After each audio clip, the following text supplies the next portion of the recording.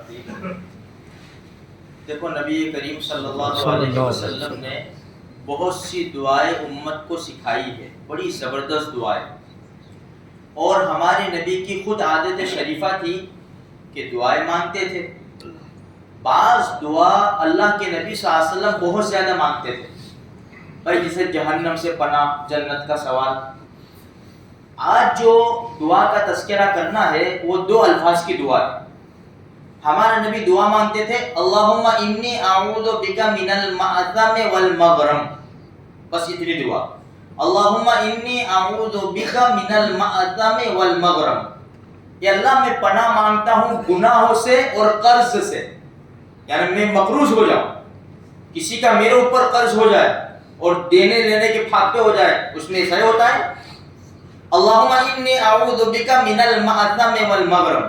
کسی نے کہا اے اللہ کے رسول صلی اللہ علیہ وسلم آپ یہ دعا بہت مانگتے، ہمارے نبی نے فرمایا بڑے پتے کی بات بتائی، 1400 سال پہلے بتائی وہ بات، آج ہماری آنکھوں کے سامنے وہ پھر رہی ہے۔ اللہ کے رسول آپ یہ دعا بہت زیادہ مانگتے؟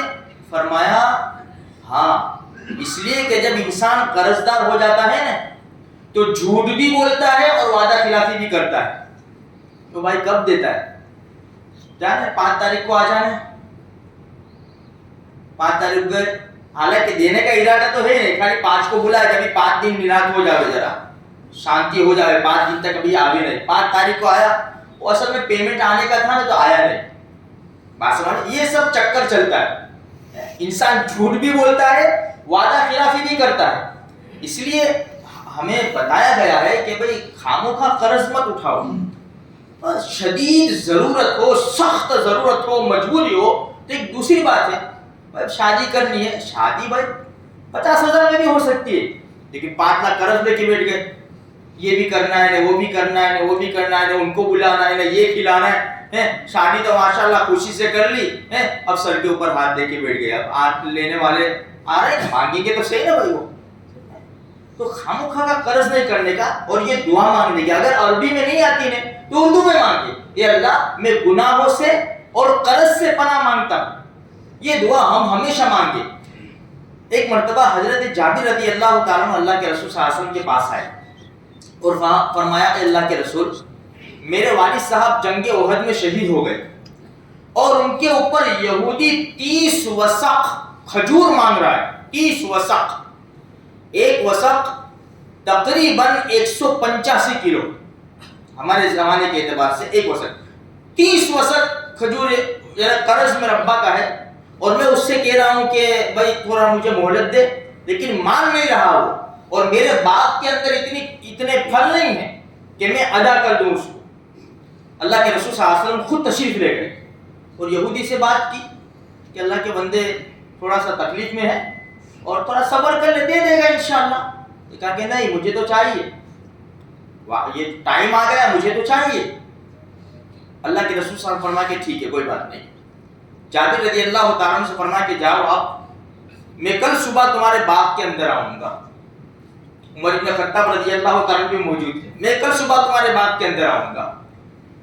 تو صبح ہوئی، اللہ کے رسول صلی اللہ علیہ وسلم نے باغ کا چکر لگایا، جابر رضی اللہ تعالیٰ عنہ کا جو باغ تھا کھجوروں کا، چکر لگایا۔ پھر ہمارے نبی نے چکر لگانے کے بعد کہا جابر اس کو کاٹو اور تمہارا قرض ادا کرو۔ تو جابر رضی اللہ تعالیٰ نے محنت کی اور پورا سب تیار کیا، تو 30 وسق اس کو دیا، 30 وسق، اور 17 وسق بچ گیا، حالانکہ پہلے اتنی گنجائش ہی نہیں تھی کہ دے دے۔ ہمارے نبی نے چکر لگایا تو برکت ہو گئی کہ 30 وسق دے دیا اور 17 وسق بچ گیا۔ جابر رضی بڑے خوش، اللہ کے رسول کے پاس ہے، اے اللہ کے رسول 30 وسق تو دے دیا اور 17 وسق بچ گیا۔ ہمارے نبی نے فرمایا جاؤ خطاب کے بیٹے کو کہ خطاب کے بیٹے کو خبر دے۔